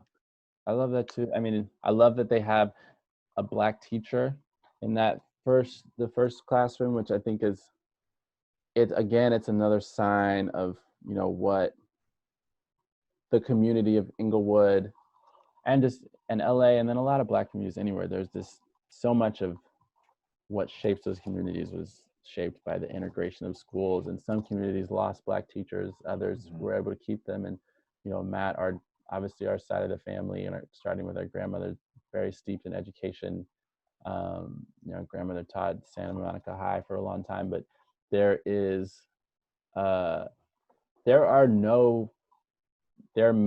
I'm trying to think, even in like just B-roll of the school, I don't think there are any white people in this movie. There's a few Asian, there's a couple of Asian kids in the school, maybe a couple white kids at the school, I can't remember, but there's a couple white people at the wedding party. But no speaking parts. No speaking. So there's this, and it's an entirely blacked out cast in a lot of ways, in terms of which I think it doesn't, there's a way in which this film really deserves to be treated as a universal story about growing up that just happens to be based in a Black neighborhood. I think that's probably its best attribute. I agree. I mean, I do too. You know, there's really nothing that happens that's like, there's definitely some things that are like, as a Black person, I think you will take at a different point, but there's no lesson in this movie about what it means to be Black, and like, and I think what's so great about it is like, to me, the two blackest things about this movie, and Black in the sense that like they require some sort of cultural literacy, as the soundtrack. That if you know the songs that are playing in certain scenes, you know why they matter to those scenes. And that Luther Vandross song, that's her favorite, that repeats, and the Back in the Day song that starts, that is also a sample of the Teddy Pendergrass Love TKO, where it's just like the layers on layers of that. And then the humor, like some of these like, I was actually the funny first thing when I read Ebert's, and I keep repeating Ebert's reviews because I think he's so interesting. He's the kind of critic that we don't have anymore, and because he's so popular, people don't realize, like, I think I like to use him as an example of the sort of what white critical establishment thought of some of these movies that came out, because he is someone, I think, that has always had a more nuanced approach to these films, regardless of his blind spots. But I do think he has a blind spot in this, where he talks about how, you know, the stuff in the 80s is more engaging. They probably didn't need the present time, but I fundamentally think it did. And I think one of the reasons, or a couple of reasons why he might have overlooked that is, one, I don't think he realizes why it's important. The actors, the cast of them as adults is important in terms of continuity to tie it to other Black films and other Black media. And then also, I don't think he gets a lot of the jokes. Like most of the funniest moments are in present day. Yeah. A lot of jokes where they're just like, they're funny, but there's an extra layer of funny if you just grew up snapping on each other. And yeah. like, there's just like a different level to that. About the shoes is like, yeah, but how much did you pay for them? No, that's just like hilarious. Yeah. So I think there's an element of that which I think is really vital. Oh, that whole throw up scene! Like he's like, man, I just got this car. This leather is clean. Exactly. Like there's so much of that. The grits. The grits thing had me dying. Just hold a box of grits. He's like, what are you doing? Dude, Steven said it's just like that was one time. I was like, why am I actually like wiping tears out of my eyes in this? I do not remember it being this funny. Because that's the thing is there's those small moments that are quintessentially Black. Yeah. That just reinforce that you are watching a movie about young Black men, but also like that you have to, even if you're not Black, but if you know this culture, this community, then you get it. And it just reinforces how funny those scenes are, right? Even if he paid $30 for those Ferragamos, he's going to treat them like they cost him $1,000. Exactly. Right. It doesn't matter what he paid for them. They're $300. Yeah. And that's what makes him so high-key pissed when they're out of that scene and Taye Diggs is trying to like fucking wrestle him. And he's like, man, I'm about to mess up my shoes. He's like, get off of me. And Taye Diggs is too drunk to do anything, but he does a little lumber into like the charge. He's just like he's kind of like, and then he's like like he thinks he's really like making a stand. I could have watched a whole hour of drunk Taye Diggs, honestly. Me too. Just getting in and out of the car. Oh, that's great. I will say one thing that we didn't really touch on, which I thought was interesting that I completely forgot until I saw the movie, was that they break the fourth wall from the beginning. Very opening scene. Right at the jump. Yeah. And I totally forgot about that. I did. I forgot how that opened. And it's pretty consistent. I think it kind of drops after the second act, I think, from what I remember. But it's always an interesting storytelling choice to me. And obviously Spike Lee does it a lot in his films. But you don't see that in a whole lot of Black movies. No, and a lot of movies to begin with, but especially with comedy movies like this. Yeah, exactly. And they put their own stamp on it because like he introduced, like you can see that other characters realize that he's like who you talking to. Yeah. Which is like that doesn't happen very often at all. Maybe one character is aware of the audience, but it's like now other characters are. And when Slim comes up, and he's like, "Man, don't introduce me to people I don't know. Don't talk about me like that." Like, I don't know these people. Like, it's like I love that. Like, it's like he's like, "Who are these strangers you're talking to?" Like, no, like I'm out. Like he just like ignores it because he knows it's happening, but he's like, you know what? I don't even want to know who these people are. It's over.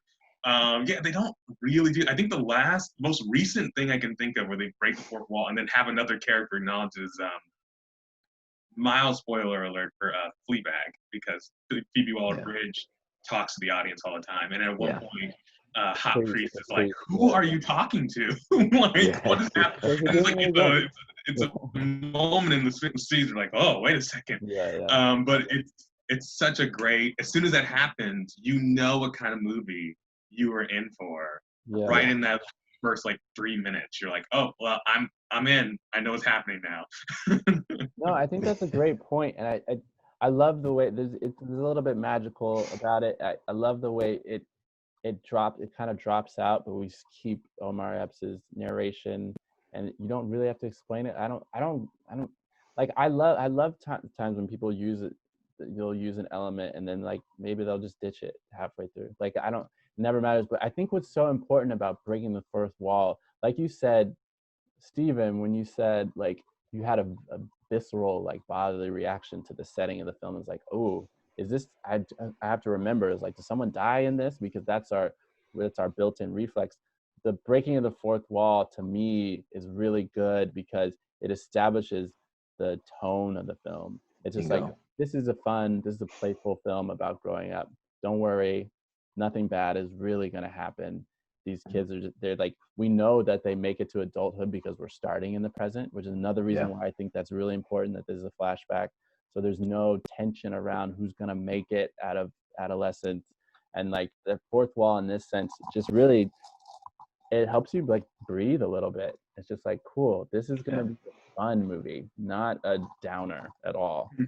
Because Omar Epps is already talking to us like we're just in a living room. So it's great. I think I really love that introduction. And it is something I completely forgot because it's not repeated throughout the film. But I think it works really well, like shockingly well. Yeah. Same. And you know, Spike does it to a whole different kind of effect. Usually his is much more pulling you into like the tension of that scene. But this one, it does it very well on a much more relaxed, like, you can chill, we're going to take care of you, like, come along with our story, you know. Totally. And definitely, I think that's the right word, is it helps you feel taken care of along the story. There's no, because I mean, I think there is a sense in which some of the films are harsher reality, like sometimes you forget to take care of your audience. And like, you know, there are times when you need to kind of like hold their hand, and it's not hold their hand, but like make sure they feel okay watching the film, you know. I think there's a good way that, you know, Famuyiwa, he's like checks in with us, which I think is cool, and like immediately says like, this is not that kind of film, but it's still good and it's still Black. I like that. Any other thoughts, any notes about the genre in general, or anything else that you look for in a coming of age film, any notes that you feel? Well, I mean, this definitely makes me feel like we need, I mean, I know you're saying there's some that haven't gotten distribution, but I feel like we need another big coming of age story. I mean, everything from the 80s and 90s is coming back into style right now. Might as well bring one of these very, like, not, you know, pretty much, for the most part, non-offensive coming of age, very sweet, not cynical coming of age stories with, you know, African Americans, obviously, but, you know, the kind of the whole myriad of it. You know, it's like Asian Americans are starting to get a lot more film roles.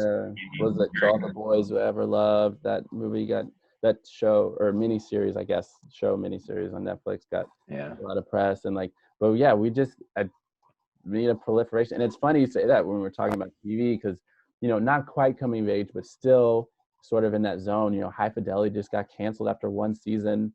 And like, I really liked that show. And I think a lot of people were really upset, and I'm sure we'll find out at some point exactly what went on behind the scenes. But yeah, I think you're right. I think there's a sense in which, you know, you see all these trends, and you see it in like comedy too, on television comedy with Living Single and Martin. And so it's where there are these waves that happen that start with us, because in some ways cynically, because it's cheaper for us, for Hollywood to make movies with us, and the return on it is really good. We talked about that with rom-coms last week, but there's a sense in which once those take off and they realize that they can either repeat it with white actors, the same cost benefit analysis, or like they think, oh, these things aren't going as well as possible, they drop us. And so like, so we're in a new wave. I think you're right, Matt, of like coming of age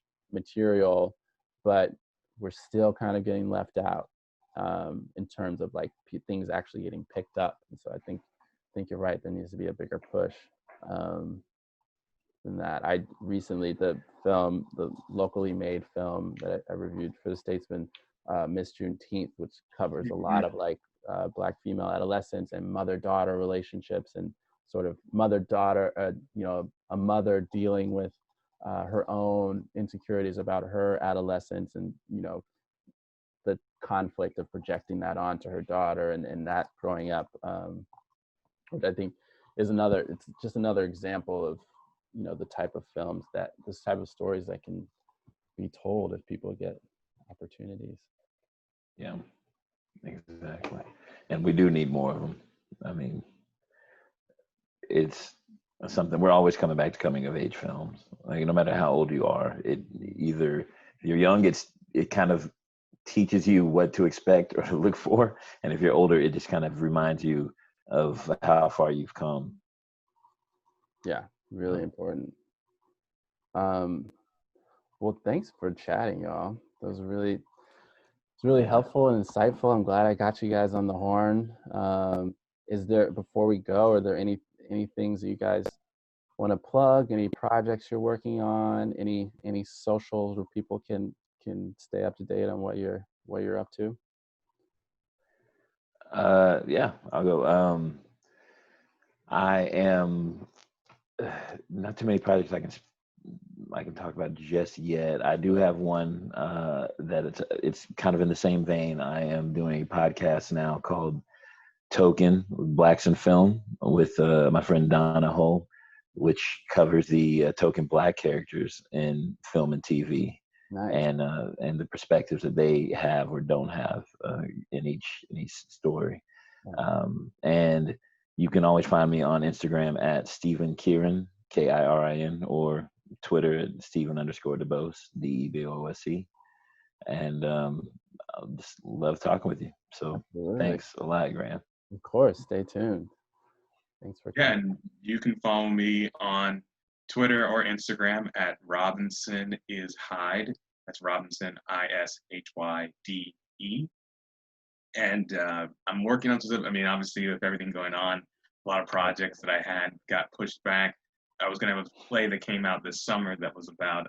It's called Glamour, and it's going to be about basically an aging white glamour model who befriends a young Black Instagram model, and the generational gap that's happening with how both of them made their money, but also the ethnic gap that is happening, the difference to how she is treated as a white model compared to how the Black model is treated. And so that will be coming out whenever, theaters are open again. Yeah, but if you want to check that out, you can follow me on one of those socials, or you can check out my website, MatthewSRobinson.com. And again, Graham, thanks so much for being on. Stephen, it was awesome talking about this and just revisiting this film. No, yeah, you too, man. I'm glad we got to enjoy it, and thanks for listening to Black is Not a Genre, and stay tuned. We'll be back with another episode next week, and thanks again to Hyper Real Film Club. Take it easy.